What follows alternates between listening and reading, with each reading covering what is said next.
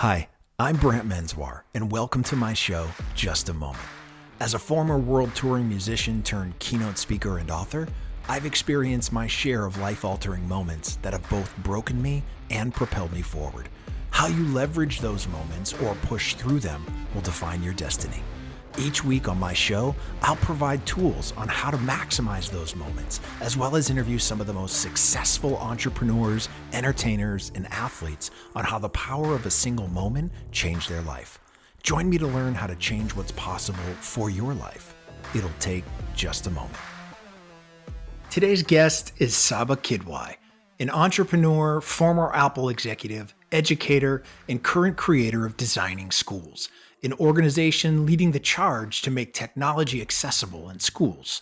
Sabba's focus in life has always been education, whether it was her own or others, but her empathetic approach is something that solidified itself in her life's journey. This is her moment. I'm Sabba Quidwai, and this is my moment. I grew up in London. Honestly, I have nothing but good memories.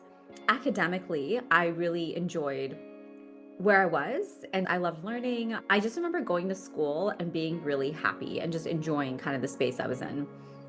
I moved to California when I was 10.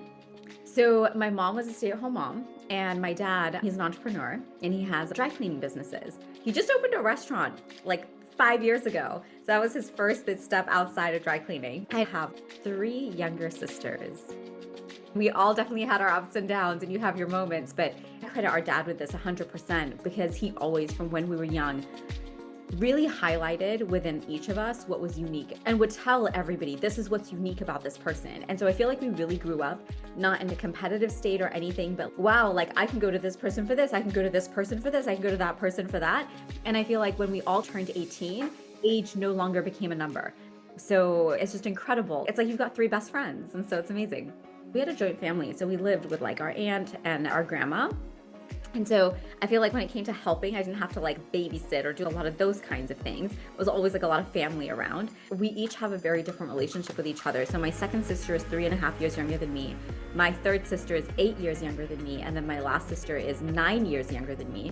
But even though somebody would think, oh, like 9 years younger, you guys must like not be close or whatever. We just have such unique relationships with each other because I feel like we just know and value what's unique about each person. Sabba's otherwise happy childhood was marred by difficulties with her mother and a sudden move overseas. Yet through all that, her education remained her escape, even when she faced trials and tribulations there as well. When we first moved, I feel like it was really traumatic. We grew up in a very non-cultural neighborhood compared to where we were, right? It was like very British, very whatnot. And my dad always had this thing that my kids don't have any culture, they don't have any religion, they don't have any of these pieces. And so when he came to visit Orange County, he was like, oh my God, there's so much diversity here. There's so much this, there's so much that. We end up moving here and we end up going to a religious school. And it's like culture shock. In London, the grade levels, the way they're done, the numbers are ahead. And so you know how it is when you're little, like you're counting every number. It's like a big deal. So class 6 is grade 5 here. So I was supposed to go to class 6. I ended up going to grade 5, and that alone was just like a bad start. And then we had to wear certain things and do certain things. And I felt like I was just always getting in trouble because I was like, why do I have to do this? This makes no sense to me whatsoever. And academically, it just wasn't that enriching. We had a really different experience, I think, in London compared to school here. I just remember being really angry. I don't know that I actually had a lot of hobbies because the school that we went to didn't nurture a lot of those things. So that was another thing that I think was really different about being in London. We went from swimming, horseback riding, gymnastics, like all these different things that we were doing till we came here. And that culture, like it's very different over here. And I think like our parents not having as much exposure, our dad was still going back and forth a lot because he still had businesses in London and he was setting up one here. It's just a very different, I think, environment. I did well enough in school, like I did bare minimum what I had to do. But when I got to high school, I actually ended up dropping out my junior year. I had learned that you could take this like high school exit exam, and I ended up going to community college, and that's when I feel like my life really changed again. I feel like anything I didn't do from 5th grade to 11th grade, I made up for it within 2 years. I took everything from fencing to graphic design to sewing to web development, HTML. I mean, you name it. I credit so much of what I do today to the variety of those experiences that I had in community college. Education went from Sabba's escape to her life's work. She found she had a talent for outreach, one that would lead her into a PhD program and a lifetime of impacting students. My first job was basically being a counselor to high school students. And one of the things that we did, they had an underserved kind of program for kids that couldn't afford college or didn't know was an option. And I would go to the high schools and we would tell them like, hey, did you know you could go to community college for free? And I'll never forget it. You know, when they say like her face lights up, it was like literally watching that over and over again. And I just fell in love with that feeling of being able to help people see something that was possible that they didn't know was possible for themselves. It just so happened at the same time, I was taking a education class, but it was elementary. And I was like, you know what? I like this education thing, but I can't do elementary because I've got too many favorites and it's really obvious. But I really enjoy working with this older group. And at the same time, I also ended up getting this very random award for social science. And I was like, what is this? I didn't even apply for this. What am I getting and whatnot? And they were like, you've taken so many social science courses and you've scored a 4.0 in all of them that you're getting this award. And then it just so happened there was a college fair, and at UCI was there, University of California, Irvine, and they had a teaching program, master's in credential, where if you majored in social science, you could waive the exams. I was not an exam taker. I was like, no SAT, no GRE, no nothing for me.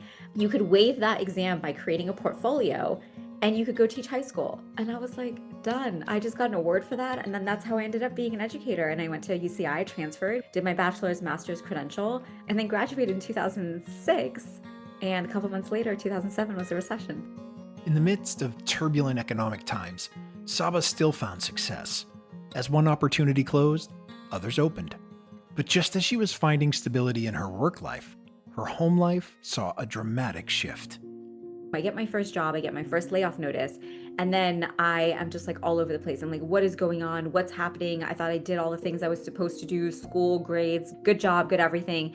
And it wouldn't be until a couple of years I would read this book called Linchpin by Seth Godin, where he's basically that deal, go to school, get good grades, like that's dead, right? You've got to really be able to show your value and solve problems. And I was like, I can do that. But it was all about like just how you pitched yourself. And so once I settled into my career, about 2010, literally that same year, my parents ended up getting divorced. And it was also the time the iPad was coming out and whatnot. And so I was getting very much into technology, but I was also dealing with all of these things personally. And it wouldn't be until a couple of years in, I would say probably about 2014, that I finally settled into my career. And I was like, why the heck did nobody put technology on my radar? This was just not a part of my schooling at all. And I started getting really interested in what is going to come next. We knew it was going to be AI. We had zero clue it would look like ChatGPT. And so I ended up at this time getting recruited by USC. So I worked there for 3 years in higher ed. And then I got recruited by Apple. And when I was at Apple, I was like, okay, I'm going to go back to school now to do my doctorate and go and put some research to how do we prepare people for existing and emerging technologies. But throughout this entire through line, my parents are going through the horrific, nasty divorce. It lasted 9 years. And because I was the oldest, I feel like I was just in the middle of all of it. It was this turbulent moment that Sabba figured out that empathy was her most important asset in the face of isolation for doing what she felt was right for her family. So our mom was not a very good person. She was super abusive.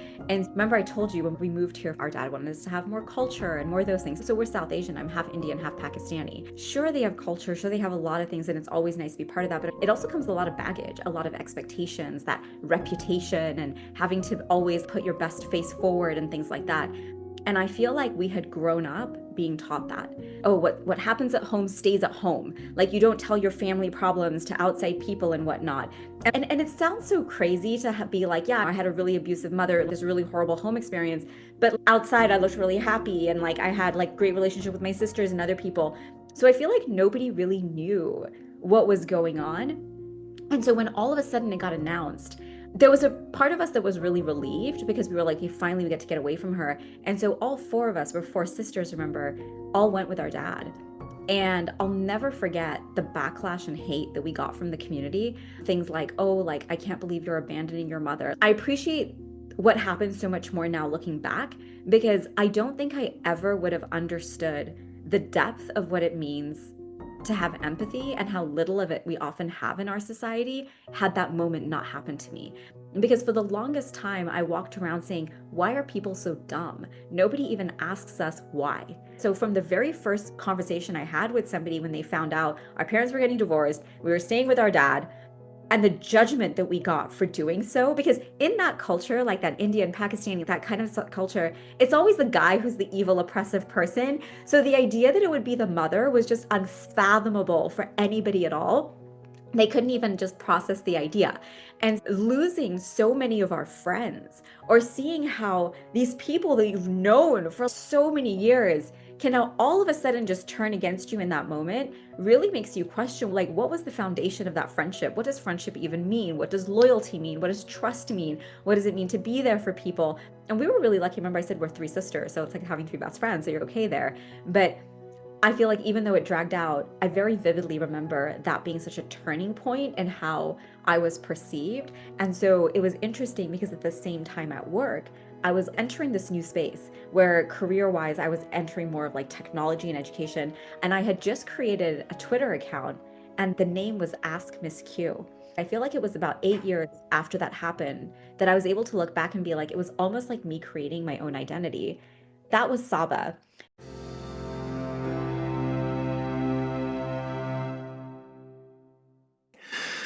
Sabba Quidwai, welcome to Just a Moment. I am friggin' so excited that you are here. We have been friends for many years now, and I'm just a huge fan of you and your work. And welcome to the show.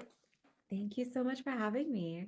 Oh gosh, listen, we said this a little bit earlier. One of the things that I love about this podcast, especially when I'm able to interview friends, is I always learn things that I never knew. And among all of this moment that you have just walked us through, it explains so much about who you are and how you work today.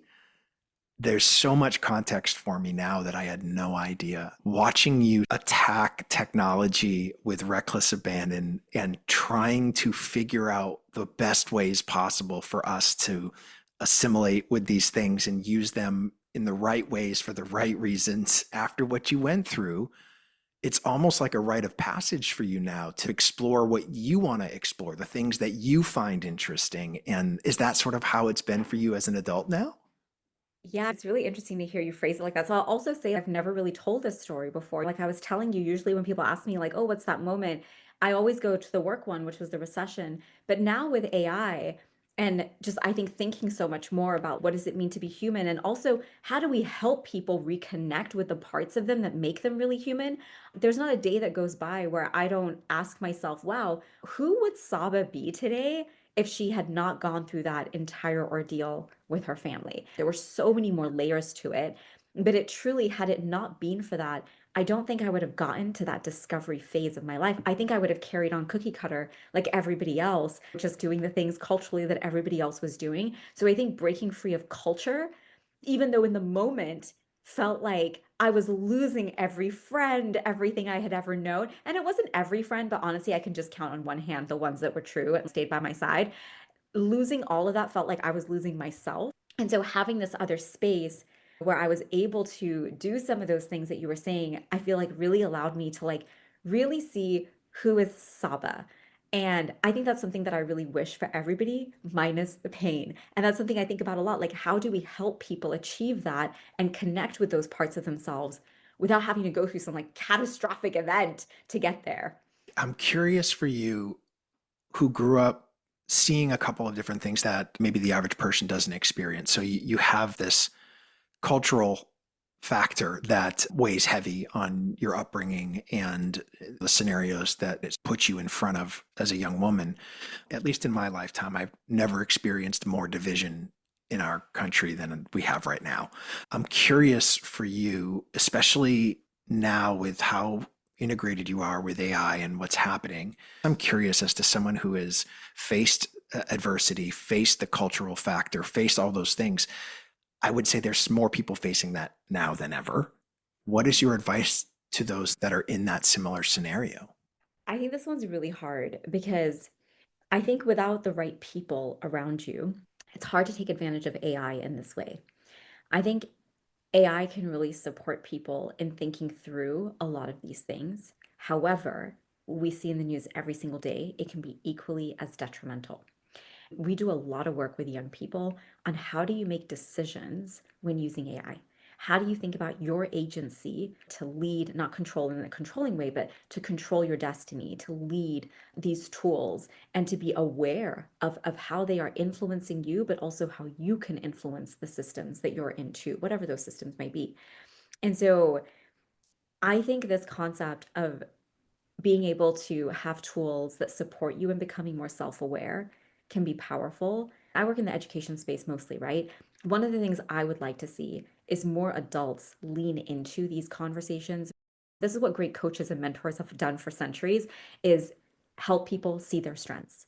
Help people see the parts of them that are unique to them. I don't feel like you should, and I think this is one of the ways we help people do this without catastrophic events, is from a young age, kind of like our dad did for us, calling out, this is what is unique about you, and giving them data points that build that story in their head each and every single day. And then you have these AI tools so that when you're like, okay, I'm really unique, I have this idea, I have this thing I want to do, or I have this problem in my way. Okay, I've got people here that can support me, but I also have these AI tools that can help me do things that just were humanly impossible before to be able to do independently without the kinds of resources and time and things like that that we have available to us. I feel like it's a very delicate balance, but this is the challenge and opportunity for society today is to really be like, how are we going to lean into those values? Every single one of my courses and everything starts with your book, Black Sheep. Because until you don't define those non-negotiables, until you don't define those things for yourself, it's hard to show up in that way. I don't think there's an answer to this, but I think the challenge and opportunity for us today is how do we nurture this next generation and each other to be able to reconnect with what's unique about us? Let's start doing that for people earlier and let's start balancing, okay, where do we use people? Where do we use AIs? And what does that relationship and collaboration look like between all parties? I love it. So before we wrap up, I'm curious, is there a moment for you that you'd love to take a revisit on and maybe approach differently? When my parents were getting divorced, I had just gotten engaged and he was not supportive. Like we had very different family values. His was like, let them figure it out themselves. And we were like, no, people are there for each other. And we had this belief that by being there for each other, your blessings increase more and more. And theirs was, no, you're losing, you're getting things taken away from you. So that mindset was so different. And I really wish when I was doing that, somebody had sat me down and said, pick one. You're either going to support your family or you're going to go and get married. And ideally, it shouldn't have been a choice, right? The right person would be there for you to support you in all those things. But I think given what people had seen, there's a real like value clash here. I really wish somebody had pulled me aside and said, pick one because both are not going to mix. And I feel like because nobody did that, I ended up getting married. I ended up getting divorced. And it just was something that looking back, if I could change just one thing, it would be I would have more consciously made a decision. I would have chosen my family 100%, but I wouldn't have then had to have dealt with perhaps what I knew probably wasn't going to work anyways. Absolutely. So listen, if people want to continue to follow your incredible work, what's the best way for them to do so? I always say it's to go to the website designingschools.org. We're everywhere. So whatever your favorite way is of consuming or engaging with content, yeah, say hi and I'd love to see you there. Listen, you're one of my favorite people in the world. Thank you so much for being here. And thank you for all of the advice that you gave. And I can't wait to see what's happening in your next chapter, which we know will be so exciting. Oh, thanks so much. You too. Thank you for joining us on this episode of Just a Moment. Make sure to subscribe to our podcast and tell a friend or two about it to help spread the word so everyone can find a moment that inspires them. Don't forget to leave us a review and check us out on the web at justamomentpodcast.com. Just a Moment is produced by Natalie Von Rose and Brant Menswar. For more inspiring shows like this, visit surroundpodcasts.com.